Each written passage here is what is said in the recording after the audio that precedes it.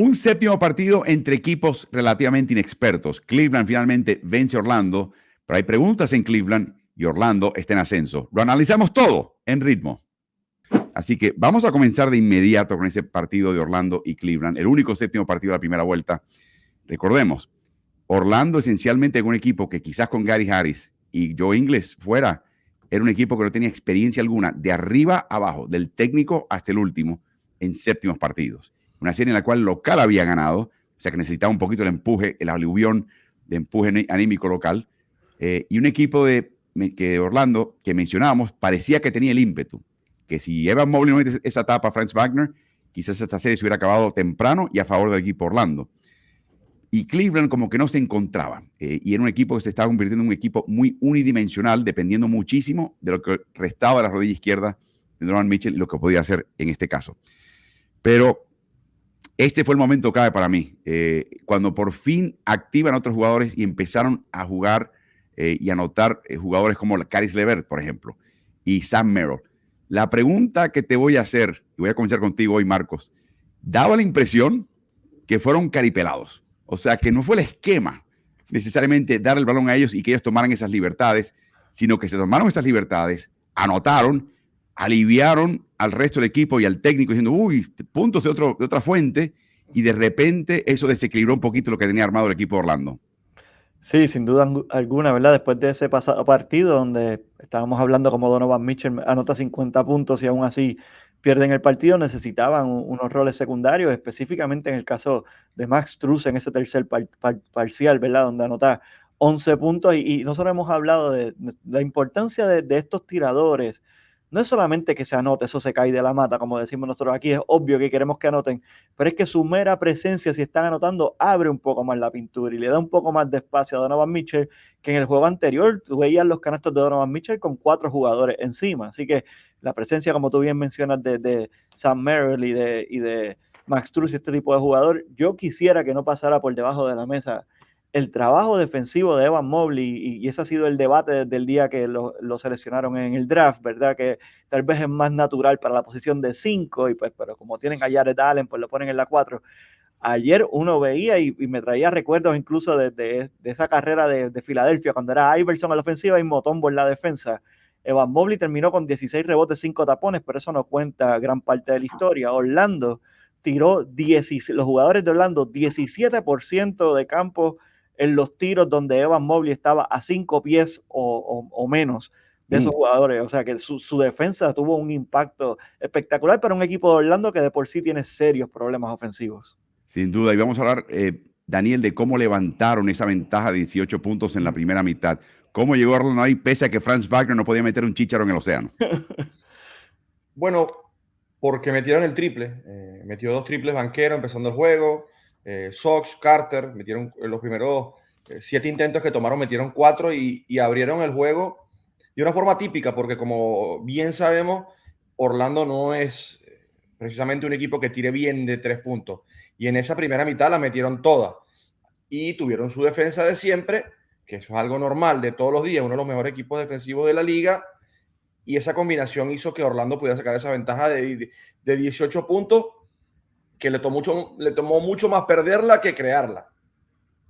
O sea, le tomó mucho menos tiempo desperdiciar esa ventaja que todo el tiempo, el cuarto y pico que le tomó armarla. Tal cual. Ellos entre el final del segundo cuarto y el comienzo del tercero, después, como te decía antes de que entráramos, después, me parece a mí, es lo que yo siento, del triple de Merrill, cuando entró al juego a 16, a 14, una cosa así, eso le dio una bocanada de aire tremenda a los Caps, empezaron a jugar distinto, hicieron pie, siento que se dieron cuenta también de que quedaba un montón porque estaban desesperados.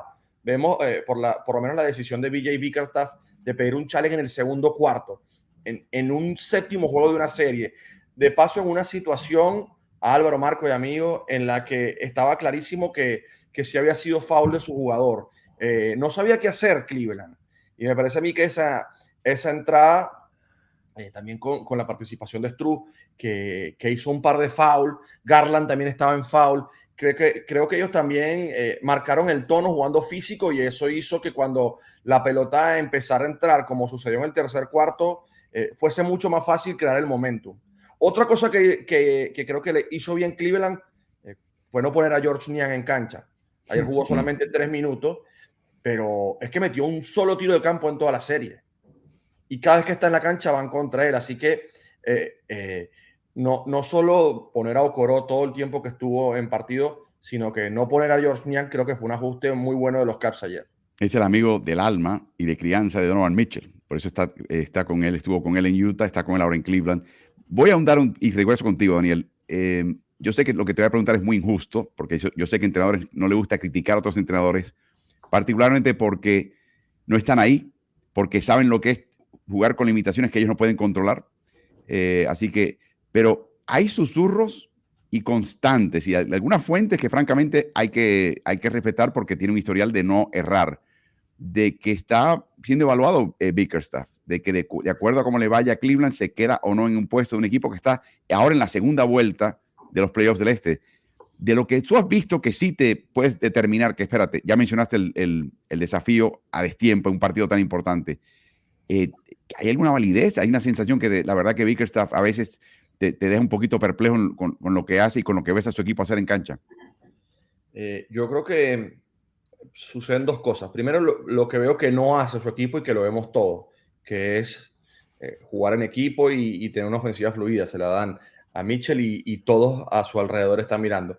Y aparte creo también yo que la evaluación es de los 5 o 6 años que tiene dirigiendo los Caps, donde prácticamente no han hecho nada. Creo yo que esa es la evaluación a la que está sujeto BJ Bickerstaff. No solamente esta temporada o lo que haya sucedido en esta serie, sino que es algo que viene ya arrastrando con cierto tiempo, que se entiende que Cleveland tiene, más allá de que hace un par de años fue que se reestructuró con la llegada de Donald Mitchell, que Cleveland tiene un buen equipo y que no ha llenado las expectativas.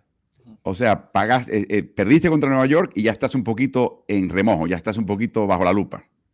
Sin duda, y es lo que yo creo, si no hubiese pasado ahora a la semifinal de conferencia, después de haber perdido el año pasado en primera vuelta y volver a perder en primera vuelta este año, hubiese sido fatal para Bickerstaff. Sí, y yo creo que me parece importante lo que menciona Daniel en cuestión del trasfondo como dirigente, porque, pues, como decimos en Puerto Rico, le puedo tirar un toallazo en cuestión del estilo de juego, porque ya incluso Quinn Snyder, cuando tenía a Donovan Mitchell en Utah, pues ha hablado abiertamente que él trataba de tener un estilo de juego más armonioso, con más movimiento de balón, pero que Donovan Mitchell quería jugar de esta manera, quería jugar como juega Harden o como juega Luka Doncic, ¿verdad? Con este estilo heliocéntrico. Así que desde esa perspectiva a lo mejor no es ni su culpa, ¿verdad? El hecho de que no haya podido imponer un estilo de juego más armonioso en la ofensiva, pero pues habiendo dicho eso, Daniel tiene toda la razón. Es más, el trasfondo de los pasados años y esa derrota humillante contra Nueva York el año pasado, que no es que hayan perdido, fue que lo humillaron en cancha. Bueno, la derrota de Orlando no fue humillante, fue gallarda. No, extendieron este equipo de Cleveland, que quizás era bueno, supuestamente por clasificación el mejor de los dos de entrada a la serie, hasta el final. Lo hicieron con un equipo muy poco ortodoxo. Y hay que recordar un poquito la historia reciente de Orlando. Orlando, ya a partir del año pasado, con el gran cierre de temporada que tuvo, ha tenido o no tenido a su armador titular, Markelle Fultz, disponible o no. Y a raíz de eso, y en parte porque también les convenía, tácticamente le han dado el balón mucho a Paolo Banchero, que en realidad hay que verlo, ese chico es un 4 armando, dominando el balón, y no es el tipo más veloz del mundo, pero tiene ciertas cualidades excelentes, y tienes a Franz Wagner también. Y yo creo que quizás los dos en el papel de manejar el balón y crear situaciones, para lo que eran ellos, sobresalieron. Pero cuando llegas a playoffs y el rival es muy bueno, tiene mucha calidad defensiva, expone tus problemas inmediatamente y te obliga a hacer el ajuste, el plan B. Quizás quedamos, esto iba a pasar tarde o temprano con Orlando, es mi punto de vista, y pasó en la primera vuelta. Obviamente, y vuelvo contigo, Marcos, yo estoy seguro que con tanto aficionado de Orlando en Puerto Rico, con tanta población puertorriqueña en Orlando, que según entiendo es uno de cada 4 residentes del área, es oriundo de Puerto Rico, o sea que le llaman, hay una población en Puerto Rico llamada Bayamón, a Orlando llaman Bayamón Norte, o sea, está lleno de boricuas. Todo el mundo en Puerto Rico tiene la receta de lo que hace falta a este equipo Orlando de cara al año que viene. Sí, sin duda, ¿verdad? Orlando es casi un barrio de Puerto Rico, como decimos nosotros, y sí, es un armador, pero no es un armador cualquiera, porque tú podrías decir, pues en este equipo de que estamos hablando de armadores, y tienen jugadores que en teoría, ¿verdad? Entre comillas, entran como ese posible quarterback en Jalen Suggs, en Cole Anthony, en Markelle Fultz, pero ninguno de esos jugadores es un armador natural, que cuando estamos hablando de un equipo, tal vez, pues, si tú tienes un Steph Curry, tú te puedes dar el lujo de jugar de la manera que tú quieras con el estilo de point guard que tú quieras, pero si estamos hablando de un equipo como Orlando, que es un equipo joven, que es un equipo con tanto anotador específicamente en estas dos figuras de Paolo Banchero y Franz Wagner, pues necesitas un point guard, un armador un poco más natural, ¿verdad? Un jugador que pueda traer un poco de orden y armonía al juego. Nosotros en los NBA Freaks, de cara a la fecha límite de cambio, hicimos unos episodios especiales y estuvimos debatiendo con los seguidores como que qué tipo de cambio. Estuvimos tratando de conseguirle esto porque se veía que era lo que le hacía falta, ¿verdad? Y incluso el cambio que más votos llegó de los que nosotros propusimos era traer a Tyus Jones de Washington Wizards y tal vez un poco más de tiro a distancia también, que les hace un poco de falta. Para eso fue que draftearon a Jett Howard, pero no ha sido parte de la rotación esta temporada. Y pues ya los rumores de que están interesados en un Klay Thompson buscando ese tiro a distancia y en un armador más natural. Y nosotros estábamos hablando la diferencia que ha hecho Mike Conley, no solamente en Minnesota como franquicia, sino específicamente la figura de Anthony Edwards. Y eso es lo que tienen que buscar. Fácil decir, difícil de conseguir. No hay muchos Mike Conley, ¿verdad? Jugadores veteranos que todavía les quede en el tanque suficiente como para aportarte en una carrera en la postemporada. Sí, obviamente que no solamente sean jugadores de 15, 20 minutos. Hablemos de Franz Wagner, Daniel. Estas cosas le pasan a todos los jugadores de NBA en algún momento. Usualmente pasan cuando son jovencitos y después tienen toda una carrera para enterrar el huevo que pusiste temprano en tu carrera. Estableció una marca de ineficiencia de campo con el mínimo de 15 intentos. Terminó con 6 puntos. 1 de 15 de campo, menos del 7%. 0 de 5 de triple. A su compañero Jalen Suggs, que estaba lesionado, y de hecho múltiples lesiones en el caso de Suggs. 2 de 13 también el campo entre ambos. 3 de 28 de campo. Vamos a repasar un poquito los números de Franz Wagner contra Cleveland como local y contra visitante. Y cuando ves esa diferencia, ves que los intentos ahora fueron los mismos, pero el porcentaje de campo fue abismalmente distinto. El de triple fue parejo, curiosamente, y hasta el porcentaje de triple mejoró. Lo que quiere decir es que anotabas más en casa con la misma cantidad de intentos, y la cantidad de pérdidas fue 5 veces más alta fuera de casa de lo que tuviste en casa. Para mí esa última estadística revela un poquito la dificultad para un jugador joven de jugar como visitante en un partido de playoff con todo el estadio en contra vociferándote. ¿Cómo evalúas a Franz Wagner? Y si eres el coach de él, Daniel, ¿cómo lo levantas? Debe estar básicamente en este momento tratando de esconderse en una cueva. ¿Cómo le levantas el ánimo y le pones perspectiva a lo que acaba de hacer en este partido tan importante? Bueno, yo creo que se puede levantar el ánimo de Franz Wagner de muchísimas maneras. Primero, jugador con un talento increíble, con una juventud en la que está empezando su carrera.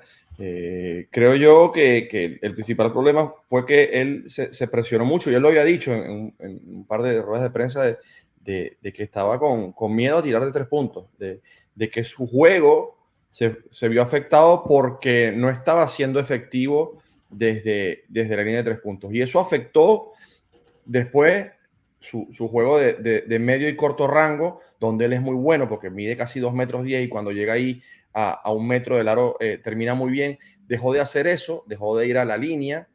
En el quinto juego metió 11 de 11 desde la línea de tiro libre y ni eso pudo ser ayer. De paso, se metió un foul arrancando el juego. Todas situaciones que generaron desconfianza, más allá del escenario desconocido, no solo para él, sino para todo el equipo, de estar en un séptimo juego de playoff, y afectó un montón, no solo a él, a Sox también, que considero yo es un milagro que haya terminado la serie después del golpe que tuvo con Donovan Mitchell en el segundo juego, y terminaron los dos haciendo, que creo que 3 de 28. Señalamos a Wagner, pero también extrañó mucho Orlando a Jalen Suggs. En el sexto partido aquí en Orlando, hicieron 48 puntos entre los dos. Sox metió 6 triples, metió uno de casi la mitad de la cancha. O sea que todos los faroles apuntan a Franz Wagner, pero ayer también se vio Jalen Suggs mal, y eso le afectó a una ofensiva de Orlando Magic que tiene muchos problemas para meter el triple, más allá de que ayer en la primera mitad metió 7, y que cuando no lo hace precisamente, más allá de que ayer metió 11, sufre un montón. Orlando es un equipo que defiende súper bien, pero que le cuesta llegar a 100 puntos. Y en el partido de ayer, en ese séptimo partido en Cleveland, no fue la excepción y no aparecieron estos jugadores. Bueno, Markelle Fultz, agente libre. Gary Harris, agente libre. Entre ambos tienes $30 millones desalojados para reemplazar con alguien más. Se ha mencionado el nombre de Paul George, pero yo creo que estoy con Marcos. Este equipo hace falta desesperadamente un jugador que le dé la opción a Pablo Banchero de no tener que cargar con el equipo todo el tiempo. No es que no quieras dejar de utilizar a Banchero, pero no tiene que estar cargando con algo que francamente no es lo mejor que él hace. No es que le vaya mal, pero no es lo mejor que él hace. Hay otra manera de utilizarlo que es aún más potente, y lo mismo con Franz Wagner. Así que este equipo está en proceso, pero es muy lindo ver un equipo Orlando que por tanto tiempo estaba sumido en la miseria de la parte baja de la tabla, empezar a levantar cabeza. La construcción del equipo, como típico Orlando siempre tiene una construcción de equipo un poquito rara, donde multiplican, como que no les salió la selección del draft, así que vamos a tener 3 o 4 más en su posición y a ver cuál de ellos emerge como la figura cuando tienes que colocar los 3 y los 4 en la cancha y no hay manera de darle taller a alguien para que se levante y se establezca. Eso es típico de Orlando, pero por lo menos ya hay un poquito más de estructura. Nadie va a tocar la posición de 4, nadie va a tocar la posición de Franz Wagner. Ellos están ahí plantados y lo demás más o menos se sortea. Y es un equipo que, de nuevo, séptimo partido, 18 puntos de ventaja, se lo pueden contar a sus nietos. Así que veremos qué pasa realmente con este equipo de Orlando. De nuevo, la liga no ha llevado el tanteo de lo que llaman el play-by-play, el tanteo de jugada por jugada en sus registros estadísticos desde antes del 96-97, créanlo o no, constantemente. Así que, por lo tanto, estos 18 puntos en un séptimo partido remontados es la máxima desventaja superada en un partido en el cual hay registro histórico. O sea que para todos los efectos es el remonte más grande en la historia. Historia grabada, historia codificada y confirmada. Y en el caso de Mitchell, 89 puntos a través del partido sexto y séptimo. Tienes que remontarte a Allen Iverson en el 2001 para ver a alguien que superó eso y lo hizo por un solo punto, cuando Filadelfia finalmente accedió a finales. Y esto fue algo verdaderamente interesante, importante, y Mitchell lo logró con una rodilla izquierda deshecha. Y me pregunto si parte del tratar de activar a Garland es el reconocimiento de Mitchell, que le tiene simpatía, su compañero de equipo, pero hay varias cosas en juego. Mitchell se daba cuenta, a nivel de mi marca, por más que quiera yo estar en Cleveland o no, y eso es un tema para otro día, yo no puedo permitir perder en una primera vuelta de nuevo, a nivel de mi marca. Entre eso y la rodilla izquierda fundida, se dio cuenta que necesito a mis compañeros, y a veces, como venga el mensaje del cielo, lo importante es que se reciba. Veremos si ahora en adelante Mitchell empieza a ver un poquito más de esa manera y no trata de establecer esto imprimatur o pensar que él es el que tiene que rescatar al equipo. Y veremos cómo le va contra Boston. Queremos a Boston, decía la afición de Cleveland. Bueno, ¿saben qué? Tienen a Boston. ¿Y